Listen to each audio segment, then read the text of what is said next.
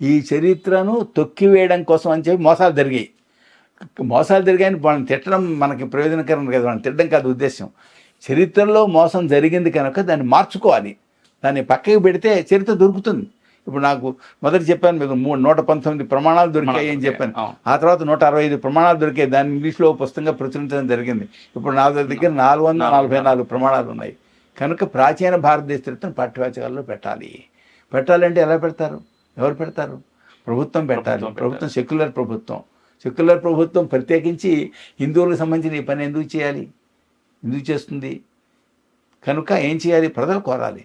ప్రజలు కోరితే చేసే అవకాశం ఉంటుంది. ఎందుకంటే ప్రజాస్వామ్యం కనుక. దీనికి ఉదాహరణ కొంత అన్నారు, అది ఎవరు మోడీ గారు చేస్తారని అన్నారు. మోడీ గారు చేస్తారు అనుకోవడం న్యాయం కాదు. ఎందుకంటే ప్రజాస్వామ్యం కనుక. ఇప్పటికీ 24 సంవత్సరాల వెనక సిక్కులు వాజ్పేయి గారు ప్రధానమంత్రిగా ఉన్నప్పుడు ఆయన దగ్గరికి వెళ్ళారు. వెళ్ళి అడిగారు, ఏమండి సంత్ తేజ్ బహదూర్ చరిత్ర మార్చండి, పాఠ్యవాచకాల్లో తేడాగా ఉంది అడిగారు. వాడు అడిగితే ఆయన మార్చాడు. ఈ చరిత్ర పుస్తకాలు రాసిన వాళ్ళు పెద్ద గొడవ చేశారు. చాలా దేశవ్యాప్తంగా పెద్ద గందరగోళం అయిపోయింది. అది నేను సరిగ్గా మహాభారత కర్తృత్వం గురించి వ్యాసం రాస్తున్న కాలం చెప్పాను కదా, వ్యాసం రాశాను అని.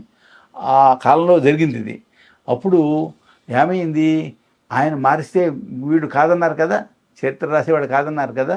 అప్పుడు దేశవ్యాప్తంగా చర్చలు వచ్చాయి. చరిత్ర అంటే శిలాశాసనం కాదు, దాంట్లో అభిప్రాయ భేదాలు ఉంటాయి కనుక ఈ అభిప్రాయాన్ని స్వీకరించడం తప్పు లేదు అని కొందరు వ్యాసాలు రాశారు.